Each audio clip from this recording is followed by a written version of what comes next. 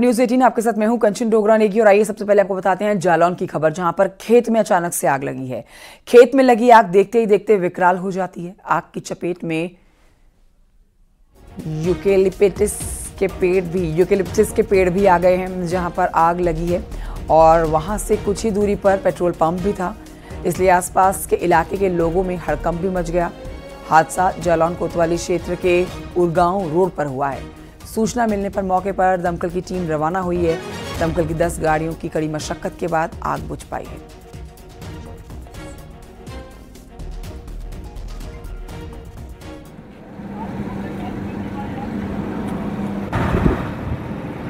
तो ये तस्वीरें आपको दिखा रहे हैं, देर रात की तस्वीरें, भयावह तस्वीरें। 10 दमकल की गाड़ियां जो हैं वो मौके पर पहुंच जाती है। आसपास इसलिए भी लोगों में हड़कंप बच जाता है क्योंकि जहां पर आग लगी है उससे थोड़ी ही दूरी पर पेट्रोल पंप भी था, तो लोगों में डर इसी बात को लेकर कहीं आग की लपटें पेट्रोल पंप को अपनी चपेट में ना ले लें, और इसी वजह से यहाँ पर देर रात पूरा ऑपरेशन चला है। 10 दमकल की गाड़ियाँ मौके पर पहुंची हैं और बमुश्किल ही आग पर काबू पाया जा सका है।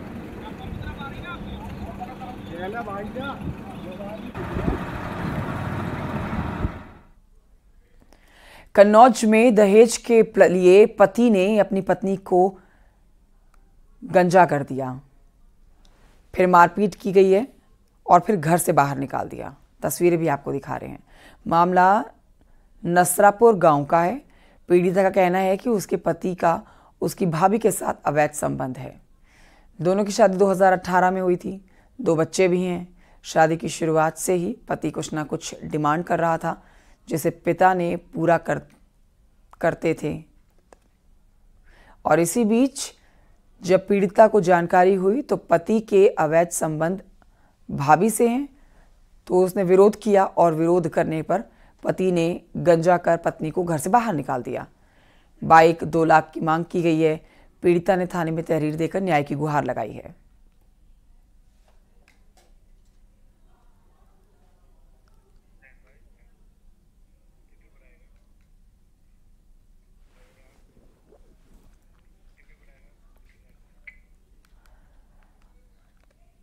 और आइए आगे बढ़ते आपको बताते हैं खबर अयोध्या की, जो सबसे बड़ी खबर है, जहां पर आतंकी संगठन जैश-ए-मोहम्मद के राम मंदिर को उड़ाने की धमकी दिए जाने के बाद पूरे अयोध्या में सुरक्षा बढ़ा दी गई है।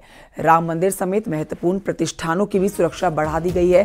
चाक चौबंद सुरक्षा व्यवस्था आपको अयोध्या में चप्पे चप्पे पर नजर आएगी। महर्षि वाल्मीकि एयरपोर्ट की भी सुरक्षा बढ़ी हुई है।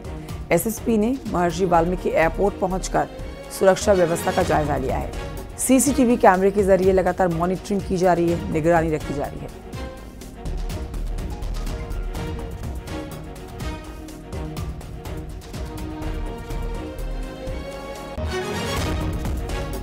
यदि अयोध्या धाम क्षेत्र की सुरक्षा के संबंध में बात करें तो पूरे क्षेत्र को हमने विभिन्न एरियाज में विभाजित करके सीनियर राजपत्रित अधिकारियों के नेतृत्व में टीमों का गठन किया गया है, जिसमें हमारी विभिन्न जोन्स में हमारी सुरक्षा व्यवस्था तैनात है, जिसमें स्टेट पुलिस में हमारी डिस्ट्रिक्ट पुलिस के अलावा पीएससी के भी हमको कई कंपनीज प्राप्त हुई हैं, जिनको लगा करके सुरक्षा व्यवस्था की जा रही है। जो हमारे जितने भी महत्वपूर्ण प्रतिष्ठान है, जो वाइटल इंस्टॉलेशंस है, उनके लिए अलग से सुरक्षा व्यवस्था की हमारी तैयारी है। इसके अलावा पूरे क्षेत्र को सीसीटीवी कैमरास के माध्यम से देखा जाता है, जिससे जो भी हमारे real time actionable inputs generate होते हैं वो हमारे ग्राउंड पे जो भी लोग लगे हुए हैं उनको तत्काल कंट्रोल रूम द्वारा प्रोवाइड किए जाते हैं, जिस पे आगे कार्रवाई की जाती है। जैश-ए-मोहम्मद ने धमकी दी है और इसी के बाद आप देखिए पूरी अयोध्या जो है वो छावनी में तब्दील कर दी गई है।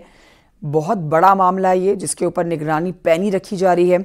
चप्पे चप्पे पर सुरक्षा बल जो ऑलरेडी यहाँ पर मौजूद थे उनकी तैनाती और बढ़ा दी गई है।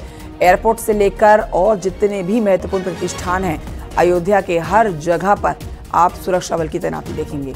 जैश-ए-मोहम्मद ने धमकी दी है बम से उड़ाने की मंदिर को। अब इसी के बाद सुरक्षा एजेंसीज अलर्ट हो गई हैं। आप पुलिस अधिकारी को भी सुन रहे थे। खास तौर पर वीकेंड, जब शनिवार और रविवार के दिन भारी संख्या में लोग दर्शन करने के लिए पहुंच रहे हैं, तो ऐसे में सुरक्षा व्यवस्था और ज्यादा सख्त कर दी गई है। यूपी के पूर्व डिप्टी सीएम दिनेश शर्मा अयोध्या दौरे पर रहे।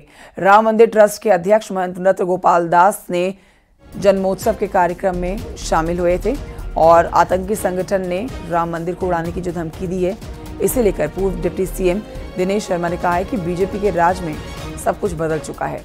अब आतंकवादियों का पूरा हिसाब होता है। सुरक्षा में लगे जवान आतंकवादियों को जहन्नुम भेजते हैं। नया भारत डरता नहीं है, करारा जवाब देता है। सुनिए। जैसे मोहम्मद इन लोगों ने धमकी दी है। ये मोदी जी का और योगी जी का युग है। यहाँ संतों के चरण हैं। यहाँ ये लश्कर तोयबा हो, चाहे जैसे मोहम्मद हो, या इनके अब्बा जान पाकिस्तान हो, यहाँ धमकी से काम नहीं चलने वाला। यहाँ हर व्यक्ति में शौर्य है। और ऐसे आतंकवादी अब तो आते हैं, अगर तो आतंकवादी यहाँ से बिरयानी खा के नहीं जाते, यहीं पर हमारे सुरक्षा बलों की गोलियों से मारकर जहन्नुम में जाते हैं।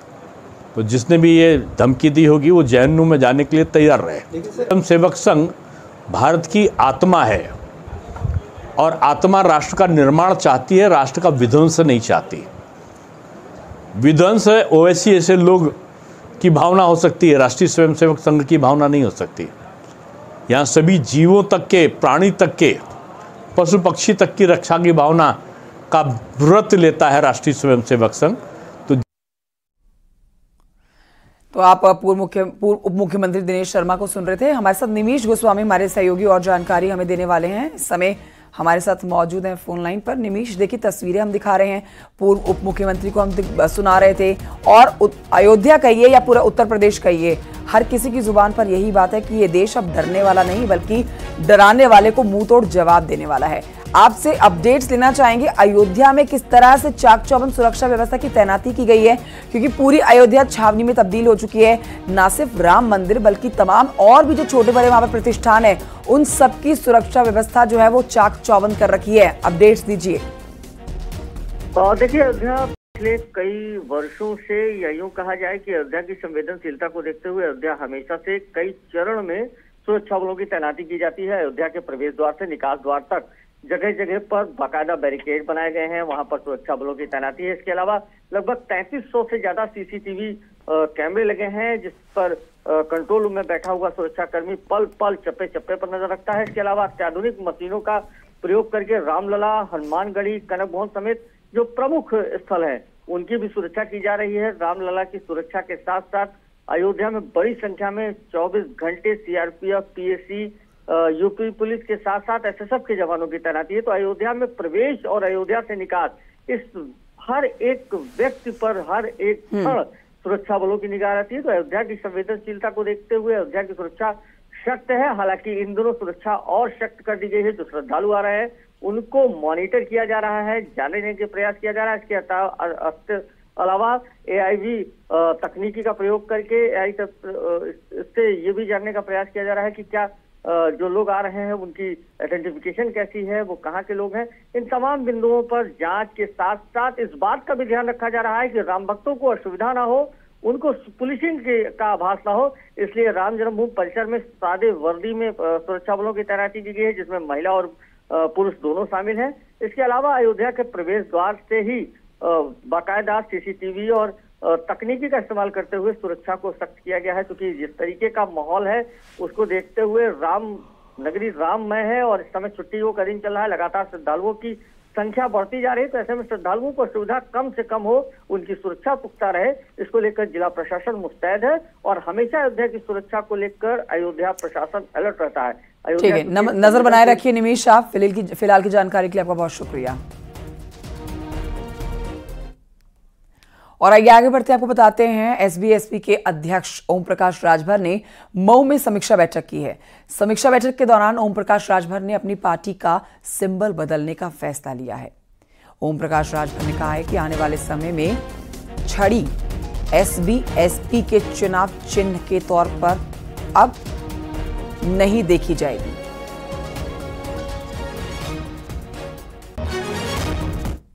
तो हम लोगों को अपना सिंबल बदलना है।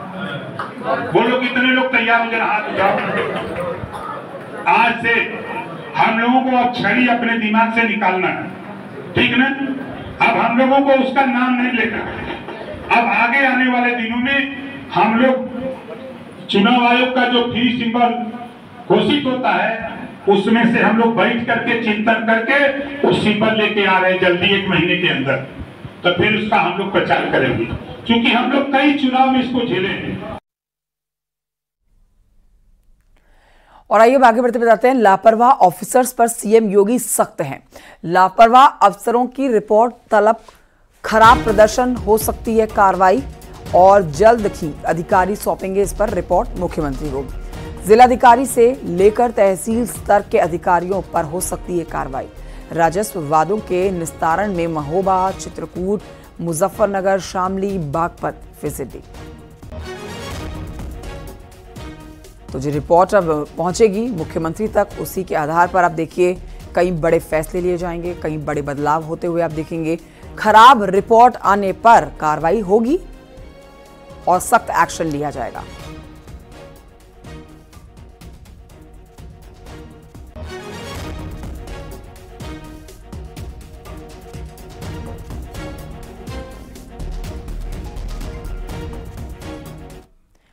और ये आगे बढ़ते आपको बताते हैं, पीएम मोदी 18 जून को वाराणसी के दौरे पर आने वाले हैं और पीएम के दौरे से पहले ही सीएम योगी 2 दिनों के दौरे पर वाराणसी पहुंच चुके हैं, क्योंकि प्रधानमंत्री नरेंद्र मोदी पहुंच रहे हैं। तो उनके आने से पहले तैयारियों का जायजा लेने के लिए मुख्यमंत्री यहां पहुंचे हैं। मुख्यमंत्री योगी मेहंदीपुर पहुंचे हैं। पीएम मोदी के जनसभा को लेकर तैयारियों का जायजा ले रहे हैं। तीसरी बार प्रधानमंत्री बनने के बाद मोदी पहली बार अपने संसदीय क्षेत्र के दौरे पर आ रहे हैं और इसीलिए तैयारियां पक्की हैं। और इन तैयारियों को परखने के लिए इस समय मुख्यमंत्री योगी आदित्यनाथ जो हैं वाराणसी के दौरे पर हैं।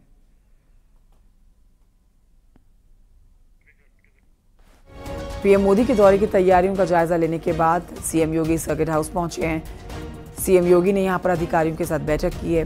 पीएम मोदी के दौरे को लेकर उन्हें कई निर्देश दिए गए।